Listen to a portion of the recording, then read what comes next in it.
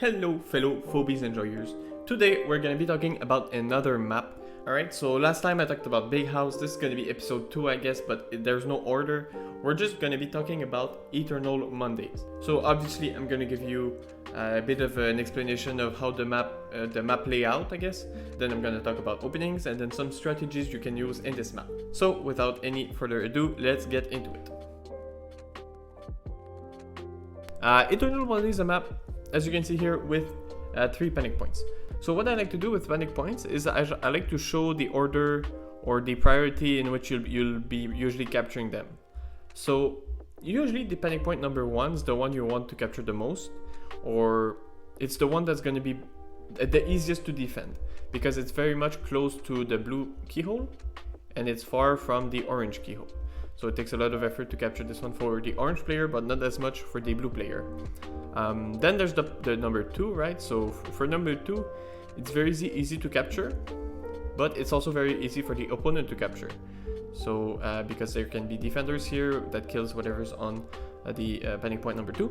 And then there's panic point number 3, which is even harder, right? It's the same thing. I guess the best way to capture panic point number 3 is usually gonna be to get something here with range that's gonna kill something here, and then get another 1-cost unit to walk on here. But usually that doesn't matter too much because the opponent is gonna be able easily to recap that panic point. After that, what do we have to talk about? The obstacles. There's not too many obstacles in this map when we talk about blocks, right? There's one here, one here. There's also these obstacles right here. So I mean, if we go symmetrical, this is the same one as this one. And they don't matter too much, I think. I think the obstacles that actually matter is going to be this one and this one. And they matter in the way that they're actually kind of annoying. So first, this panic point here makes it so that you can't grab a 1-cost unit to walk up here. Now, it doesn't matter too much. Personally, I don't mind it being there because it just takes one more turn to grab the panic point here. You can go for a Gravedigger opening, and I'm going to talk about this later, where you break this block here. It's an idea. Now there's also this block, which is I think a little more annoying. When you break it with a Gravedigger or Crush More, it allows like a Jar Cannon to come here, and we're going to talk about Jar Cannon later, right? It has a lot of range, so having that burst attack with Jar Cannon in one turn is kind of good. I mean, being able to get the Jar Cannon on the panic point or on the stim pad so quickly it does matter. And then there's these obstacles. And the way they are makes the game very closed, right? So usually you can only have 2 points of attacks and you don't really have this point here. You can go with a Murder Wing there, but it's usually very fragile to push it. They don't really make lobbers too great because you can't really come here to hit to go over the wall. You can also lob over like this part here, and you can lob this part here, but there's usually very rarely units there because this is first of all very much pushed into the opponent's territory when you're the orange player. If you get here, you're probably gonna die anyway. The lob ability doesn't like have anything too crazy here. Now there's also more opportunities as blue player to lob over this, which is not too bad. So all in all, I don't think lobbers are that great in this map. I think the lobber score here is probably like 3 or 4 out of 10. I'm actually gonna give a 3 out of 10. Because I'm this much pessimistic about the lobbing ability in this map. I think it's very rare that it's actually useful. In sort of like a neutral state of the board, you don't actually have any advantage in having a lobbing phobie most of the time. Now, of course, there's always going to be opportunities for lobbing phobies to be good, but I think it's very rare. And then we're going to talk about special tiles, right? So the lava, the damage, and the stim pad and the healing pad, and this map has all 3. Okay, so first the healing pad, I mentioned it in the last video about Big House. When there are healing pads, it makes the undead units worse relative to other units. If you have an undead unit, you cannot heal it, right? So you can't just grab a snaky here and rock it back here and heal it, but you can do that with, let's say for example, like a Ginston. If you're Ginston at 500, you can walk it back. So going with other phobies, going with undead phobies is not quite as good as going with other phobies. Now, of course, this mostly applies to big units. Let's say, for example, like Contortio doesn't really have a substantial, it isn't that much worse than Razor Mouth. in this map compared to other maps, right, is because you don't usually heal your 1-cost phobies. Yeah, I mean, going for an erratic on this map is not quite as good as other maps. Now, healing pad also makes the poison a little worse, because if you get poisoned with like a creep, for example, you can just walk back and next turn go here, and then the poison's just gonna be negated. Doesn't do much. You don't have to actually go for a muffin top to heal when healing pads are available, which can usually save one key. Now you do lose a bit of momentum, so it doesn't mean that you always have to go for the healing pad when a unit is poisoned, right? So like, let's say you have a very large push coming, you have like a cavalry and a stabby here and whatever, and you have your units here. You should probably kill something that's here and go with a like a muffin top instead of walking it back, right? Because you probably get more keys or more control over the map than you lose out of losing your muffin top with a heal. Okay, now we have the stim pad. The stim pad is something I haven't talked about yet. What it usually does pretty common sense. It makes it very hard to push towards that stim pad when you're not in control of it. So, I mean, the fact that each stim pad is so close to the keyhole makes it so that they're usually very much in control of whoever is here. It's very, very rare that you're gonna get like blue player getting a unit here, then walking here, and then somehow surviving an attack, and then going here and then attacking this. And then if it does get here, it's probably just gonna die in one turn. So I think in this map in particular, the jar cannon on the stim pad is actually very, very good, because the jar cannon range plus the damage makes it so that you probably you more than double your damage on the jar cannon, unless you're Vladimir and your jar cannon is like level 21. So your jar cannon is actually going to be able to hit everything here, here, here, here, here. So this means that if your opponent goes anywhere here, they're going to take probably something like 1200 damage if you choose to put your jar cannon there. Now, often that's not even necessary, because this map is also very closed. The obstacles here, so we're gonna talk about the lava now. The lava makes it very hard to push on this side of the heart, right? So if you have something here, come here to kill whatever is here or something, or here, they're gonna take more damage and they're gonna be easier to kill. And like 500 damage is a lot, so if that wasn't there, it would be much more of a confrontational game. But the fact that this is here means that there's usually it's a very weird angle of attack on this side. Like if you get something here, it takes a long time, and usually the blue player is gonna have much more things here. So pushing on this side is very hard, and pushing on this side, as I said, the lava makes it harder as well. So I think it's a very isolated map. And I think that's something to note. Going with a push on this map is usually very hard, I think. I think going with a defensive strategy is pretty winner. Alright, so now it's time to talk about openings. It's literally the second time I'm recording this, because I started the first time and it took too long. And I swear to God, I'm gonna do this fast. Hopefully I don't skip too much stuff. So, first thing, the snowball opening. I think the snowball opening is probably the best on this map. The reason why is because I explained it in the last video. You can just take the middle panic point, which is the neutral panic point, without losing any keys. Whatever damage it took, you can heal it back in a few turns and put it back in the center of the map. Okay, so that's probably number one opening. Number two, if you don't have snowball or if you want to just shake some things up, is probably going to be the murder wing opening. What it allows you to do is pretty much take one panic point. Now there's also the Maggie opening, but I don't have Maggie, so I'm not going to be explaining it too much because I don't have too much experience with it. But I think it's going to be pretty good. The thing about Murder Wing is it's a very good matchup against Jar Cannon, which is a very good in this map, as I mentioned. Now the Murder Wing opening does not stop really any pushes, right? So if you go with Snowball, usually player 1 does not go with Murder Wing here, because if they do it, I mean player 2 goes Murder Wing here, the Murder Wing takes damage. That's not great. But putting the Murder Wing here is, first of all, not really getting control of the map at all. Like, you just let your opponent do whatever they want, and that's usually fine in these openings. I mean, Snowball is a little broken for that, but you do need to back off the Snowball anyway the turn after that, so it's not really control, but it just forces your opponent to be a little slower. With the Murder Wing, you really do like pretty much the same thing. You cap 1 point, but it's a little bit, it's not the neutral point, it is the blue point, so usually you're still gonna have to sacrifice one unit to capture the middle point, which you don't have to do if you go with a snowball. Okay, there's also gonna be the cassowary opening, which I think I should mention here. So there's many ways to actually play this. You can put your cat here, you can put it here or here behind the cassowary. It doesn't really matter because usually the strategy is just going to be to put your cassowary here the turn after that. Then you want to put your cat in the middle panic point, or you just wait for your opponent to capture the middle panic point. Then you kill whatever's on it and you put your cat afterwards. Doesn't really matter which you choose. One is more aggressive, obviously, and the other one is more like you're waiting for your opponent to do the move. Then there's going to be the bowmangles or the stabby opening.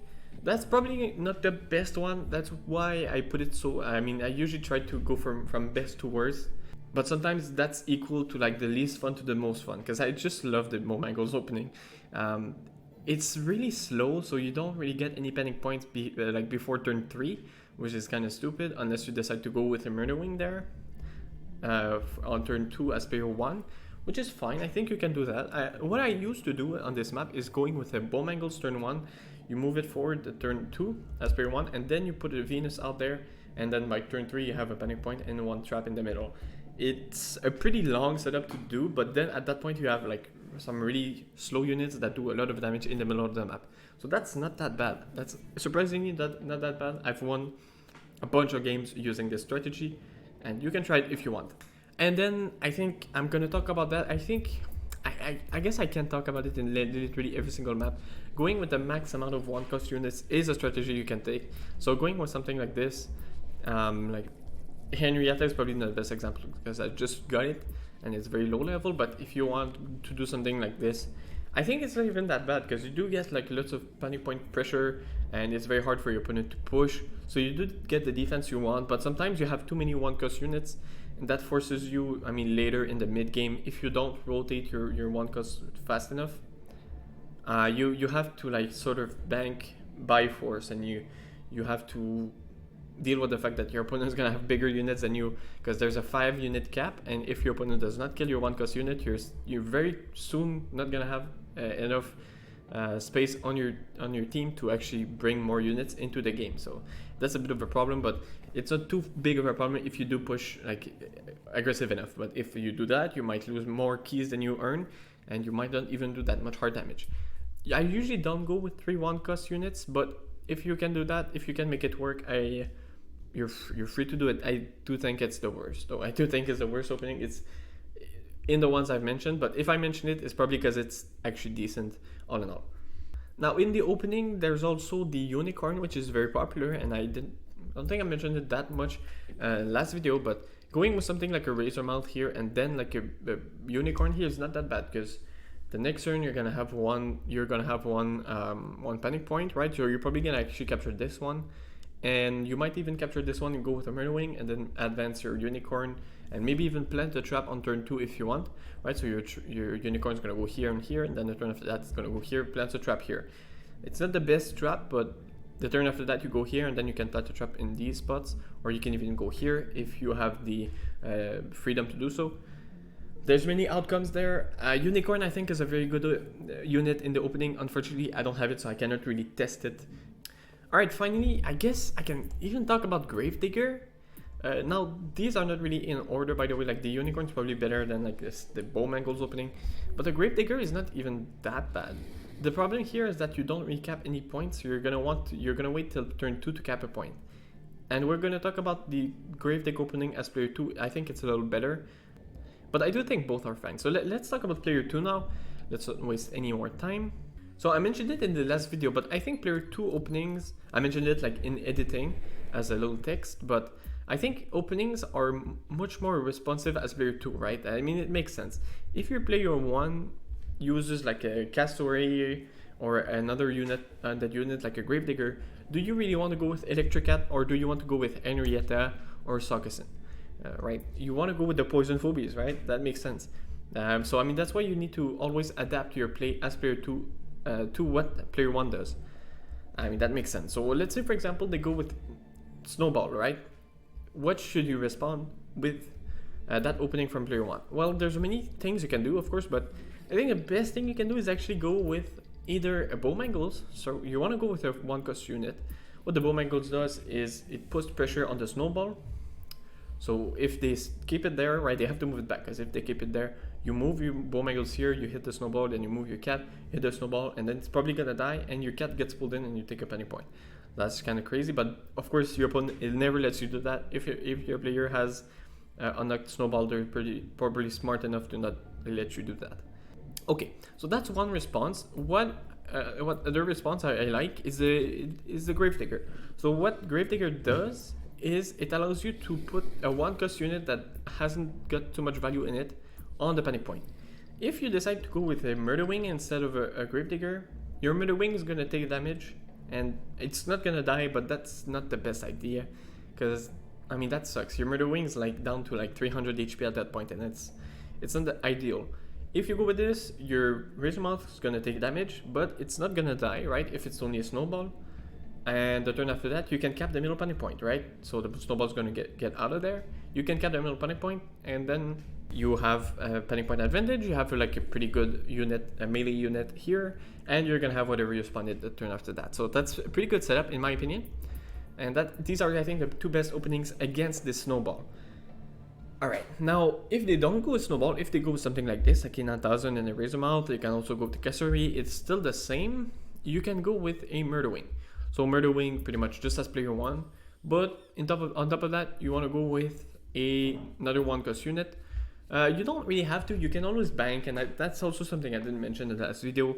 Should you bank in the opening? I don't think so. I think going with more aggressive play in the opening to cap more panic points early is good, because it's gonna save you keys long term, right? Your units are not gonna die as much as they would in the late game capturing panic points, because the opponent's units are not gonna be set up where they should be to defend the panic points. That makes sense. So I think putting pressure on the board in the openings, like in the first 1 turn or 2, is good to always use all of your keys. But some people are gonna argue, and you know what, that's fine. I mean, I'm not completely set on that. If you want to bank, if you want to go with only a Murderwing here, for example, or only a baggy, or only a 1-cost unit even, that's something you can do and have like 6 keys the next turn. The problem is, usually having lots of units in the early game is good, because you can, capture many panic points. If you have only a 1-cost unit like a erratic, you're not gonna have a super ability to capture panic points compared to like a Murderwing, 2 1-cost unit, or 1 1-cost unit and a 1 2-cost unit, or like 2 1-cost units, 1 2-cost unit, something like that.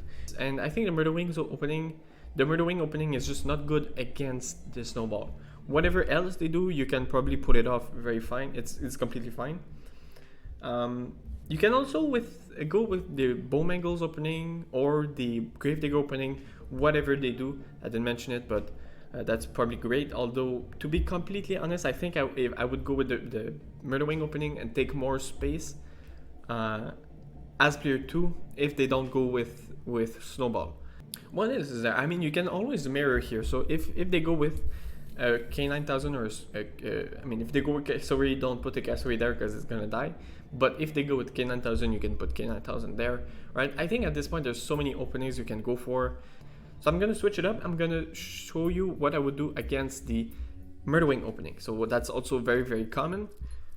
What do you do against that? I think the best thing, and I'm gonna show you, I think the best way to actually counter it, you can always go with the Murderwing and the 1-cost unit, that's completely fine. But I would honestly go with something like a Creep. Creep is a really good counter against Murderwing.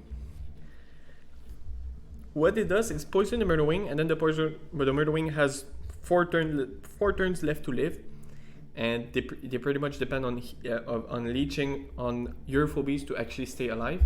But that's usually not gonna actually work out. So your Murderwing probably dies in 3 or 4 turns after you've poisoned it.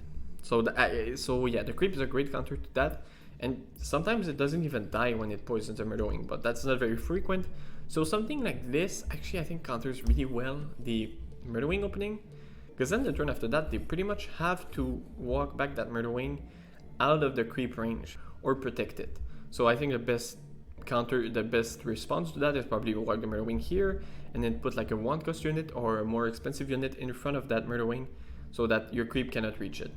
But of course that allows you to do a bunch of damage on whatever steps here. You might even kill it, right? If you want to have more options to actually kill whatever you stepped on there, you can actually go with that cobble, the same cobble, and put it there, right? So that's gonna allow you to step here to hit whatever step here, poison this.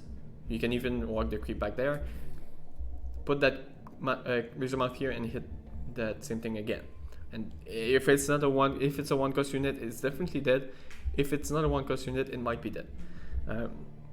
Okay, so that's one counter. I mean, that's probably the best I would say, but you can also go with something like a bow mangles. Bow mangles or stappy are great, great murdering counters.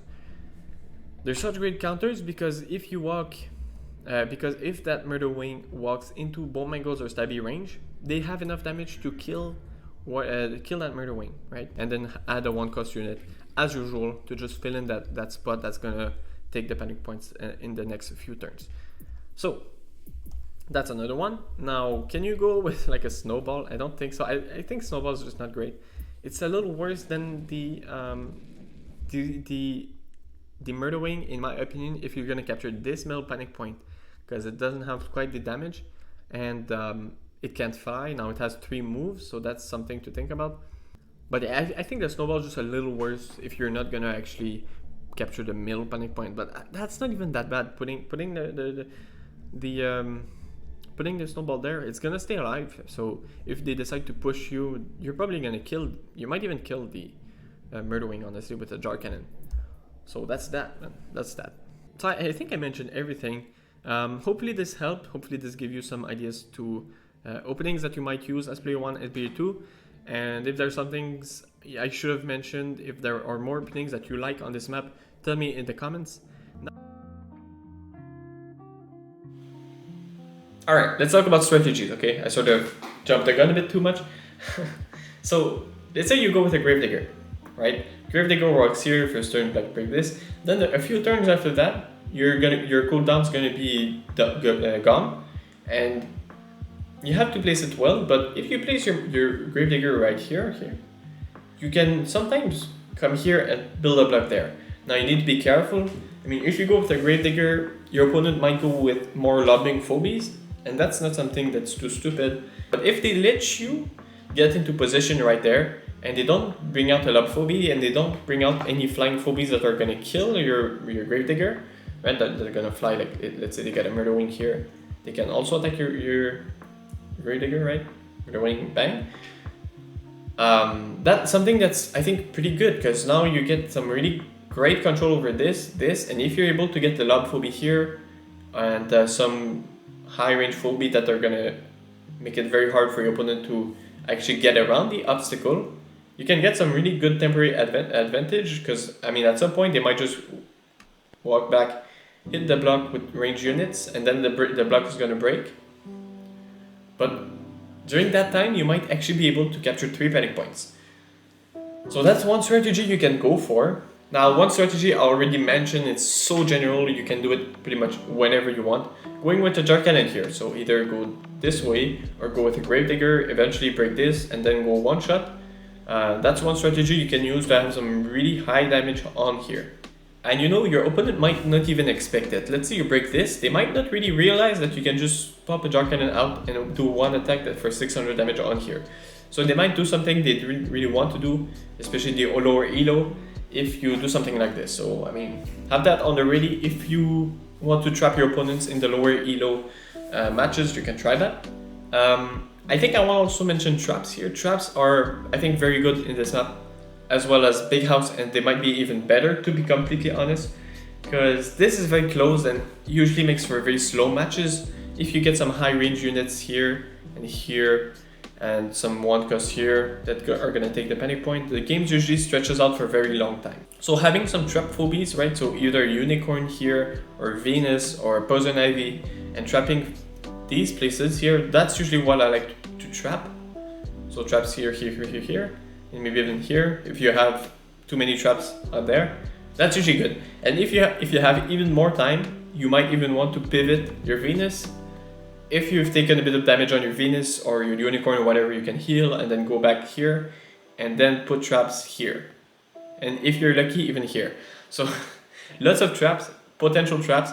I think the priority for traps would be down here, right? So around these 2 panic points. That's one strategy you can use, and you don't even have to invest so many keys into your trapping phobia to get something that's really good for defense, right? So traps are pretty much defensive, and it's going to be very hard for your opponent to push into this if you have literally traps everywhere. But that takes time. So you want to be ready to play patiently. Don't push too hard when you have a trapping phobia. In my opinion, that's not the best idea, because that trapping phobia is not the best pusher. It's a defender. It's meant to be a patient defender. Okay. But of course, you have an opportunity to trade, keep positive. Of course, take it, right? I'm not saying don't do it, but maybe be a little more defensive. All right, and I think I want to mention one last strategy that I mentioned it in the last video, but it's probably even better here. Honey Bear. Honey Bear is actually busted, and I'm not joking, okay? So what Honey Bears allow you to do, you can walk it here, turn 1, turn 2, you walk it here. It's very slow, right? One move phobia, but then you can disable this. And you can even do it like one turn here, one turn here, one turn here, and then you disable. And then 2 panic points here are disabled. So what this means is your panic point number 1 here, that's the easiest to capture. It's the only one that's going to be actually active. So you're going to do so much hard damage. You're not going to actually do so much because it's only 1 panic point. So it's only like 235 hard damage. But you can just stay there. You can just chill. So let's say you go with Honey Bear, and you can also like disable this one. It's actually pretty similar. It's probably just the same thing. You can put your Honey Bear here, and then you just stay there. And if you place some traps here and like a bomb angles or something and a murder wing, that's gonna help out with the defense. And then you just trade 1 cost here, right? So if you disable this, you don't really need to place a 1 cost here, but you might also decide to disable only this panic point, and then go with 1 cost on this, right? So capture 2 panic points that are blue to do so much hard damage. It's insane. I'm serious. Like, try it if you have Honey Bear. I'm saying, you have to play patiently. You have to make sure your opponent doesn't like actually get a cheesy kill like out here. If you place your murder wing too aggressive, they might just kill it, right? If you place it there, they might go with something here and kill whatever's on it. Play very defensively and think about what you're doing to make sure you don't put any of your phobies at risk. And if you do find that your opponent's a bit too aggressive, right? So if they place something here, you might want to like attack this, right? Go with a murder wing, go with this and kill whatever is there. And you want to also calculate the fact that if you move your units, are they gonna die the turn after that? Of course, as usual. But I think this strategy means that your opponent's gonna have to really push into you. They're gonna have to push into your Honey Bear, and it's so tanky that it's probably not gonna die. It's probably not gonna die. If you have Murder Wing here, you can just defend it really, really well. And even if they do damage on your Honey Bear, you can just walk it back. You can walk it back, heal it, and that turn after that, you just disable it again. And you're fine. You just have to make sure that when you retreat your Honey Bear, you can't just push it your heart super crazy, but that's not too hard because you have the stim pad that you can put something on, and yeah, you're probably just fine. You're probably just fine if you put your Honey Bear there and just play patiently. So I think that's the number one strategy I would go for if you want to win on this map. It's kind of boring. You gotta prepare to play patiently. Not everyone is, so if you're the type of player that's super aggressive, I wouldn't really go for the Honey Bear. So yeah, that's it. Anyway, so that's probably gonna be the end of the video. If you think I missed something, tell me in the comments, please, because this is only episode 2. There's a lot of episodes left to do. So if there's something I should mention, if there's something I should do better, tell me in the comments. And yeah, with that said, I'll see you in the next map, and peace.